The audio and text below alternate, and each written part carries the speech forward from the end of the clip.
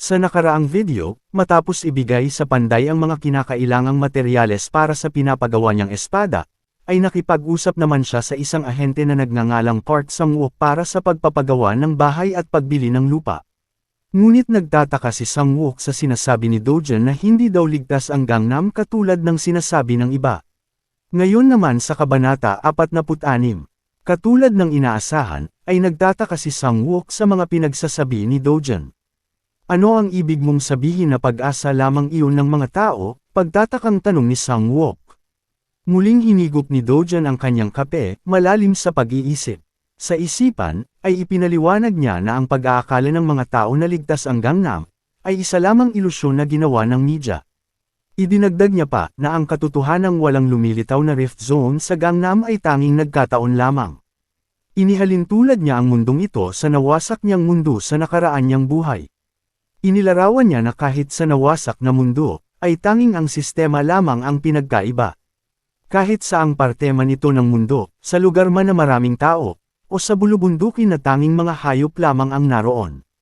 Ang paglitaw ng rift zones ay walang pinipiling lugar, lumilitaw ito kung saan-saan. Kung ganoon ay mayroon ka bang lugar na naiisip pagtayuan ng bahay? Tanong ni Sang-wook. Sumagot si Do-jun na bumili daw sila ng lupa sa distrito ng Goro. Ikinagulat ito ni Sang-wook, hindi makapaniwala sa kanyang narinig. Ipinaliwanag niya na salungat daw ang lugar na ito sa Gangnam na iminumungkahi niya. Ipinaalala niya na noong nakaraang taon, ay may rift zones na lumitaw sa Goro District. At nakalimutan ba niyang sabihin, na may rift ding lumitaw sa lugar ng Mapo? Tiningnan siyang mabuti ni Do-jun. Naisip ni Do-jun na ang tinutukoy siguro ni Sang-wook ay yaong rift zones na isinarado niyang mag-isa. Sa pagpapatuloy sa usapan, ay tinanong ni Sang-wook si Do-jun kung mayroon bang espesyal na dahilan kung bakit pinili niya ang Goro District. Hindi sumagot si Do-jun, nanatili muna siyang tahimik, na nagpabalisa naman kay Sang-wook. Kinakabahan si Sang-wook, umaasa siguro na makakarinig siya ng isang nakakagulat na revelasyon kay Do-jun kung paanong mas ligtas ang Goro District kumpara sa Gangnam. Ngunit taliwas sa expectation niya, ay normal lamang ang naging sagot ni Do-jun. Lumalabas na pinili ni Do-jun ang Goro District dahil malapit daw ito, walang espesyal na dahilan o kung anuman. Lumipat ang eksena, sa isang kabundukan, ay makikita ang isang rift zone na lumitaw sa ibabaw ng mga puno. Doon, ay maririnig ang mabibigat at malalaking yapak ng halimaw. Lumabas na isa itong panibagong uri ng halimaw na hindi pa natin nakikita sa serye. Ito ay nasa anyong dinosaur, subalit ang mga balat nito ay nababalutan ng mapupulang kaliskis at nag-aapoy na mga balahibo. Napatingin ito sa malayo, tila may narinig na kung ano. Sa isang iglap, ay nahati ang katawan niya sa dalawa.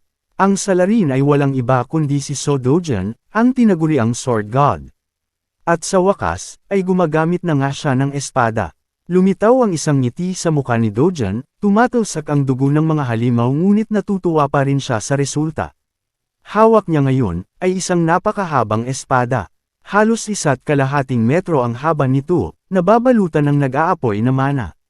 Natuwa si Do-jun, mas maganda pa pala ito sa inaasahan niya.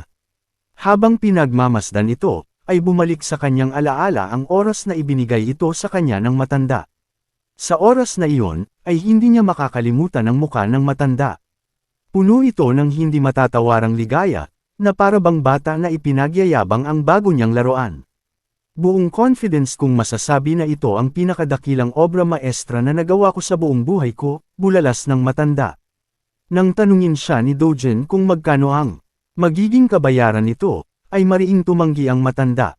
Hindi na kailangan ng pera, wika niya. Ikaw naman ang nagdala ng mga materyales na kinailangan sa paggawa nito, kaya hindi mo na kailangang magbayad pa. Hindi ko tatanggapin ang pera mo, dagdag pa niya. Ngunit dahil si Do-jun ang kausap niya, ay nakatanggap pa rin siya ng karampatang kabayaran. Nagulat ang matanda, tiningnan ang halaga na ibinigay sa kanya ni Do-jun. Ang ligaya na nararamdaman ko ngayon ay hindi masusukat ng kung anong halaga, bulong niya. Ngunit nang makita niya ang laki ng halagang ibinayad ni Do-jun, ay halos mapasigaw siya sa gulat. Sa kanyang screen, ay makikita na nakatanggap siya ng tumataginting na 1 bilyong won. Para sa kaalaman ng lahat, Ang 1 bilyong won ay nagkakahalaga ng 41 milyong peso. Nilinaw ni Dojan sa matanda na hindi niya gusto na nagkakautang siya, kaya tanggapin niya daw ang bayad kahit ayaw niya. Balik sa kasalukuyan, ay walang kahirap-hirap na pinagpuputol-putol ni Dojan ang mga katawan ng halimaw. Habang nakikipaglaban, ay inilarawan ni Dojan ang espada. Ito daw ay nagkakahalaga ng daan-daang bilyon. At dahil dito, ang kanyang pangangaso ay mas naging mabilis kumpara noong dati. Nagpatuloy si Dojan, pinuputol ang halimaw na parang wala lang. Matapos makipagkita kay Park Sang-wook para sa usapang pagpapatayo ng bahay, si Dojan ay ginugol ang kanyang mga sumunod na linggo sa pangangaso ng mga halimaw sa loob ng rift zones. Bumagsak ang halimaw, duguan at walang buhay. Para makabili ng lupa na may laking 33,057 metro, ay kailangan niya ng hindi bababa sa 400 hanggang 500 bilyong won. At kahit ang ganito kalaking halaga ay posibleng hindi pa rin maging sapat kung sakaling makunat ang nagmamay-ari ng lupa. Dahil sa problemang ito, ay nirekomenda ni Park Sang-wook kay Dojan na bawasan na lamang ang laki ng lupa na hinahanap niya. Ngunit dahil si Dojan ang kausap niya, ay hindi ito pumayag. Sumagot lamang si Dojan ng, "Ako na ang bahala sa pera."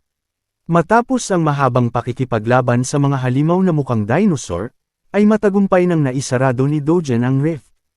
Natagpuan niya ang pusod at winasak ito. Kinagabihan, sa labas ng rift, sa madilim na eskinita, ay makikita si Dojan na naglalakad pasan-pasan ang kanyang kapatid. Habang masayang nakaupo sa pagitan ng kanyang mga balikat, ay masayang nagwika si Little Yunyong. Nakakatuwa lang dahil makakalabas na ng ospital si Lola sa loob lamang ng ilang araw. Sumagot naman si Dojan, "Tama, maganda nga iyon." Biglang niyakap ni Little Yunyong ang ulo ni Dojan, nagrereklamo na sobrang naging abala na daw ang kanyang kuya nitong mga nakaraang araw. Nahihiyang natawa si Dojan, hindi malaman ang isasagot. "Medyo naging abala nga ako," mahina niyang sabi. Ngunit dahil dito, ay may sinabi si Little Yunyong na talagang ikinagulat ni Dojan. Hindi inaasahan, ay sinabihan siya ni Little Yunyong na hindi na niya daw kailangang pumunta sa ospital araw-araw, lalo na't abala naman siya. "Ako na lang mag-isa ang bibisita kay Lola," sabi ni Little Yunyong sa kanyang kuya, umaasang mabawasan ang pasanin ng kanyang kuya ng kahit kaunti. Hindi malaman ni Dojan ang isasagot, nanatili siyang tahimik. At ang katahimikang iyon, ay binulabog ng isang yapak ng sapatos. Isang kotse ang hamarang sa kanilang daanan. Mula rito ay lumabas ang isang lalaki na nakasuot ng purong itim, nagtatanong sa pagkakakilanlan ni Dojan. "Ikaw si So Dojan hindi ba?" Diretsahang tanong ng lalaki na akala mo ay kung sino. "Naparito ako sa ilalim ng utos ni Chairman Gayong Chol," dagdag pa niya. Itinuro niya ang pintuan ng kotse, at sinabi kay Dojan na pumasok sa loob. "Inutusan rin ako ni Chairman na dalhin ka ng komportable," wika ng lalaki. Ngunit sa kasamaang palad para sa lalaki, ay wala sa mood si Dojan. Ang walang paalala, nitong paglitaw at pag-isturbo sa kanilang magkapatid, ay hindi nagustuhan ni Dojan. Ibinaba niya si Little Yunyong. "Yunyong, pwede bang bumaba ka muna?" Maingat na wika ni Dojan sa kapatid. Hindi naman nagreklamo ang bata, at sumunod sa utos ng kanyang kuya. "Yunyong, pwede mo rin bang ipikit muna ang iyong mga mata?" Utos ni Dojan sa bata habang daang-daang naglalakad papunta sa kotse. At katulad ng dati, ay sumunod kaagad ang bata. Walang ano-ano, ay tumalon si Dojan at walang pag-aalinlangang winasak ang kotse sa kanyang harapan. Matapos basagin ang bubong ng kotse, ay bumaba naman si Dojan at sinipa ang gilid nito. Ilang segundo itong nagpatuloy, habang ang lalaking nakaitim ay walang magawa kundi ang panuurin ang nangyayari. Sinubukan niyang magmatapang, nagbabasakaling mapigilan si Dojan at malaman kung bakit niya ito ginagawa. Ngunit bago pa niya matapos ang kanyang mga salita, ay biglang lumingon sa kanya si Dojan. Nababalutan ng matinding galit ang mukha ni Dojan, binabalaan ng lalaki na umalis sa kanyang harapan. "Lumayas ka, at huwag ka nang babalik pa." Nilalamon ng matinding takot, ay hindi nag-alinlangan ang lalaki na kumaripas ng takbo. Habang papaalis ang lalaki, ay naroon lamang ang magkapatid sa likuran, na iwang nakatayo. Habang nakatingin ang bata sa papalayong lalaki, ay kinausap siya ni Dojan. Nakita mo ba iyon, pinagalitan ko ang lalaking sinubukang kunin ako mula sayo. Nang marinig ito, ay nakaramdam ng matinding tuwa ang bata. Kung ganoon ba, ay kung mayroong kung sino na susubukang kunin si Little Yunyong mula kay kuya, ay pwede ko rin bang pag-alitan? Huwag kang mag-alala tungkol dun, wika ni Dojan habang binubuhat ang bata. Inilagay niya ito sa pagitan ng kanyang balikat, nakangiting nagpatuloy sa kanilang paglalakad. Sa loob ng kanyang isipan, ay sinagot niya ang tanong ni Little Yunyong. Huwag kang mag-alala Yunyong, kung sino man ang maglalakas loob na kunin ka mula sa akin, ay hindi ako mag-aalinlangang kunin ang kanilang buhay. Lumipat ang eksena sa isang bahay.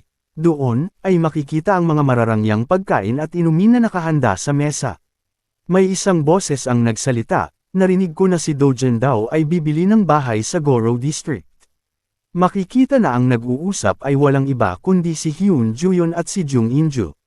Sumagot si Juyon na tama nga ang narinig ni Jung Injo, at mukhang ginagawa daw ito ni Dojan sa tulong ng taong pinakilala niya. So paano naman ikaw, ano na ang gagawin mo ngayon? Tanong ni Jung Injo na para bang atat na atat. Siyempre ikinagulat ito ni Juyon, anong pinagsasabi mong gagawin ko? Dahil sa kawalang alam ni Juyon, ay hindi mapigilan ni Jung Injo na tawagin siyang stupid. Tanga ka talaga, hindi mo ba talaga alam ang dapat mong gawin? Kailangan mong lumipat sa kabilang bahay, sigaw ni Jung Injo na halatang tuwang-tuwa sa ideya.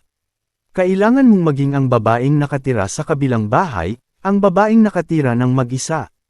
Sa kanyang imahinasyon, ay inilarawan niya si Juyon bilang isang typical at cliché na babae. Ang babaeng nakatira mag-isa malapit sa bahay ng pangunahing tauhan, ang magandang babaeng nagdadala ng masarap na mga lutong bahay.